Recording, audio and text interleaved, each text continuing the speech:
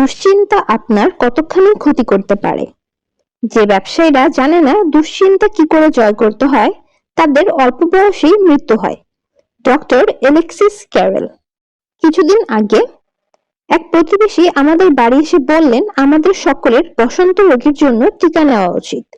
তার মতো এমন হাজার হাজার লোক স্বপ্রবৃত্ত হয়ে নিউ ইয়র্কের বাড়ি বাড়ি ঘুরে আবেদন জানাচ্ছিলেন। ভীত মানুষরা ঘন্টার পর ঘন্টা লাইনে দাঁড়িয়ে টিকা নিচ্ছিল। এজন্য হাসপাতাল ছাড়াও দমকলের অফিস, পুলিশ থানা, বড় বড় কারখানা সর্বত্র টিকা দেবার জন্য অফিস খোলা হয়। 2000 ডাক্তার আর নার্স পাগলের মতোই সারাদিন পরিশ্রম করছিলেন। এরকম উত্তেজনার কারণ কি? নিউ ইয়র্কে 8 জনের বসন্ত হয় আর তাদের 2 জন মারা যায়। ভাবুন, 80 লক্ষ মানুষের মধ্যে মাত্র 2 জন। আমি নিউ ইয়র্ক শহরে প্রায় 47 বছরেরও বেশি কাটিয়েছি, অথচ আজ পর্যন্ত কেউ আমার বাড়ির কড়া নেড়ে আবেগজনিত দুশ্চিন্তার বিষয়ে সতর্ক করেনি। এই রোগে গত 37 বছরে বসন্তের চেয়ে অন্তত 10,000 গুণ বেশি ক্ষতি করেছে। কেউ আমায় সতর্ক করে বলেনি আমেরিকা যুক্তরাষ্ট্রের 10 জনের মধ্যে একজনের স্নায়বিক রোগে ভেঙে পড়ার ভয় আছে। এর মূল হলো আবেগজনিত দুশ্চিন্তা। এই জন্যই আমি এই পরিচ্ছদ লিখে আপনাদের কড়া নেড়ে সাবধান করতে চাইছি। চিকিৎসা শাস্ত্রের নোবেল পুরস্কার বিজয়ী বিখ্যাত ডক্টর অ্যালেক্সিস ক্যারেল বলেছেন, যে ব্যবসায়ীরা দুশ্চিন্তা কিভাবে জয় করতে হয় জানে না, তাদের অল্প বয়সে মৃত্যু হয়। কেবল ব্যবসায়ীরা নয়, গৃহিণী, ঘোড়ার ডাক্তার, রাজমিস্ত্রিদের বেলাতেও একই কথা। কবছর আগে আমি টেক্সাস আর নিউ মেক্সিকোতে মোটরে চড়ে বড় মান্টাফে রেলওয়েজের ডক্টর OF গোবারের সঙ্গে ছুটি কাটাই। আমরা আলোচনা করতে করতে দুশ্চিন্তার কথা উঠতেই তিনি বললেন, ডাক্তারের কাছে আসা রোগীদের শতকরা 70% তাদের রোগ নিরাময় করতে পারত যদি তারা ভয় আর দুশ্চিন্তা দূর করতে পারত। তবে মনে করবেন না তাদের রোগটা কাল্পনিক বলছি। দাঁত ব্যথা এবং আরো শতগুণ বিপজ্জনক রোগ তাদের হয় কথাটা ঠিক, যেমন পাকস্থলীর আলসার, নিদ্রাহীনতা, হৃদরোগ, কোনো ধরনের পক্ষাঘাত ইত্যাদি। রোগগুলো ঠিকই, ডক্টর গোবার বলেছিলেন, কারণ আমি নিজেই 12 বছর ধরে আলসারে ভুগেছি, তাই কি বলছি আমি জানি। ভয় থেকে আসে দুশ্চিন্তা। দুশ্চিন্তা বা উদ্বেগ স্নায়ুর বিকৃতি দেখা দেয় আর সেটা পাকস্থলীর স্নায়ু ক্ষতিগ্রস্ত করে, ফলে পাচকরসের বিকৃতি ঘটে আর শেষ অবধি আলসারে দাঁড়ায়। আরেকজন চিকিৎসক, স্নায়বিক পেটের রোগ বইয়ের লেখক ডক্টর জোসেফ এফ মন্টেগো একই কথা বলেছেন। তিনি বলেছেন, আপনি যা খান তাতে আলসার হয় না, আপনাকে যা কুড়ে কুড়ে খায় তাতেই আলসার হয়। মেয়ো ক্লিনিকের ডক্টর WC অ্যালভারেজ বলেন, আলসার কমে বা বাড়ে মানসিক অবস্থার উত্থান পতনে। এই কথা বলা হয় মেয়ো ক্লিনিকে 15,000 রোগীর পাকস্থলীর চিকিৎসার অভিজ্ঞতায়। ভয়, উদ্বেগ, ঘৃণা, অতিমাত্রায় স্বার্থপরতা, বাস্তবের সঙ্গে নিজেকে খাপ খাওয়ানোর অক্ষমতাই এই আলসারের জন্য দায়ী। পাকস্থলীর আলসারে মৃত্যু ঘটতে পারে। লাইফ পত্রিকায় বলা হয়েছে যে মারাত্মক রোগের তালিকায় এর স্থান 10ম। কিছুদিন আগে মেয়ো ক্লিনিকের জনৈক ডাক্তারের সঙ্গে আমার পত্রালাপ হয়। তিনি কিছুদিন আগে এক প্রবন্ধ পাঠ করছিলেন। তিনি তাতে বলেন, তিনি 176 জন ব্যবসা জগতের উপরতলার কর্মীকে পরীক্ষা করেন। তাদের ব্যবসার গড় 44.3 বছর। তাদের প্রায় 1/3 কিছু বেশি হৃদরোগ, পাকস্থলীর আলসার আর উচ্চ রক্তচাপে ভোগেন। ভাবুন তো, এইসব মানুষ 45 বছর বয়সের আগেই ওইসব রোগে আক্রান্ত। হৃদরোগ বা আলসারে ভুগছেন এমন কেউ কি ব্যবসায় সফল হতে পারবেন?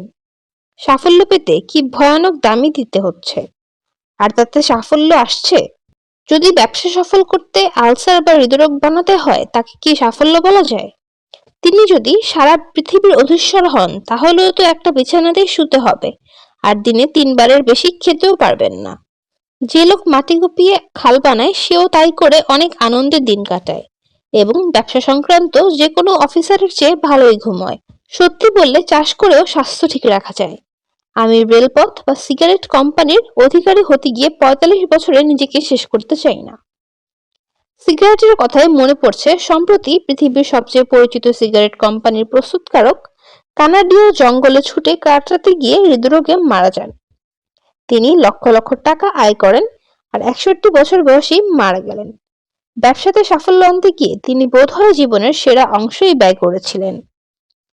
আমার মতে সিগারেট কোম্পানির ওই মালিক আমার বাবার তুলনায় অর্ধেকও জীবনে সফল হননি। মিশরের চাষি আমার বাবা বেঁচে ছিলেন 89 বছর, আর এক কপর্দকও মৃত্যুর সময় রেখে যাননি। বিখ্যাত মেয় ভাইয়েরা বলেছেন আমাদের হাসপাতালের অর্ধেকেরও বেশি রোগী হলেন স্নায়ুর রোগী। তবুও এইসব স্নায়ু রোগীরা মারা যাওয়ার পর অণুবীক্ষণ যন্ত্রের পরীক্ষার পর দেখা যাবে তাদের স্নায়ু ম্যাক ডেপোসিট চেয়েও সবল ছিল। তাদের স্নায়ুর গোলযোগ ঘটে শারীরিক কারণে নয়, বরং ব্যর্থতা, পরাজিতের মনোভাব, উদ্বেগ, ভয়, দুশ্চিন্তা এবং হতাশা থেকে। প্লেটো বলেছিলেন চিকিৎসকরা যে ভুল করেন তা হলো তারা মনের চিকিৎসা না করে শরীর সারাতে চান, যদিও মন আর শরীর অবিচ্ছেদ্য, তাই আলাদা করে চিকিৎসা উচিত নয়। এই মহাসত্য বুঝতে চিকিৎসা বিজ্ঞানের লেগেছিল 2300 বছর। আমরা এখন এক নতুন ধরনের ওষুধ তৈরির চেষ্টা করছি, যার নাম সাইকোসোমাটিক ওষুধ, যে ওষুধ মন ও শরীরের একসঙ্গে চিকিৎসা করবে। আমাদের এটা করার উপযুক্ত সময়, কারণ চিকিৎসা বিজ্ঞান ইতিমধ্যেই সাংঘাতিক সব রোগ যেমন বসন্ত, কলেরা, ইয়েলো ফিভারের মতো রোগ নির্মূল করতে পেরেছে, যে রোগে কোটি কোটি মানুষের অকাল মৃত্যু ঘটেছে। কিন্তু চিকিৎসা বিজ্ঞান উদ্বেগ, ভয়, ঘৃণা, হতাশা ইত্যাদিতে যে মন ও শরীর ভেঙে যায় তা রোধ করতে পারেনি। এই জাতীয় রোগ ক্রমাগত বেড়ে চলেছে। ডাক্তারদের মত হলো প্রতি 20 জনে একজন আমেরিকান তার জীবনের একাংশ কোনো না কোনো সময় মানসিক হাসপাতালে কাটাতে হয়। দ্বিতীয় বিশ্বযুদ্ধে সেনাতেও যোগ দিতে যেসব যুবক আসে তাদের প্রতি 6 জনের মধ্যে একজন মানসিক বিকারগ্রস্ত বলে ভর্তি নেওয়া হয়নি। লোকে উন্মাদ কেন হয় এর উত্তর কেউ জানে না, তবে এটা খুবই সম্ভব যে অনেক ক্ষেত্রে ভয় আর উদ্বেগ এজন্য দায়ী। দুশ্চিন্তা আর উদ্বেগে যে হতাশাগ্রস্ত হয়, নিজেরাই এক স্বপ্নের জগৎ গড়ে নেয়, আর সেভাবেই তারা দুশ্চিন্তা কাটায়। লেখার অবসরে দেখছি আমার সামনে একখানা বই রয়েছে। বইখানা ডক্টর এডওয়ার্ড পেভলস্কির লেখা, নাম দুশ্চিন্তা কাটিয়ে নিরাময় হন। বইয়ের কিছু পরিচ্ছদের নাম এইরকম: দুশ্চিন্তা হৃদয়ের কি করে, দুশ্চিন্তায় রক্তচাপ বাড়ে, দুশ্চিন্তায় বাত হতে পারে, পাকস্থলীর জন্য দুশ্চিন্তা কম করুন, দুশ্চিন্তা কিভাবে সর্দি কাশি হয়, দুশ্চিন্তা ও থাইরয়েড গ্রন্থি, দুশ্চিন্তাগ্রস্ত বহুমূত্র রোগী।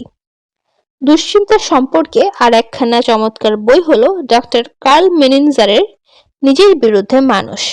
তার বইতে দুশ্চিন্তা দূর করার কোনো পরামর্শ নেই, তবে এতে পাবেন আমরা কিভাবে আমাদের স্বাস্থ্য আর মন, উদ্বেগ, হতাশা, ঘৃণা, তিক্ততা, ভয় ইত্যাদিকে সমস্ত নষ্ট করে ফেলি, তারই অভাবিত সব দৃষ্টান্ত।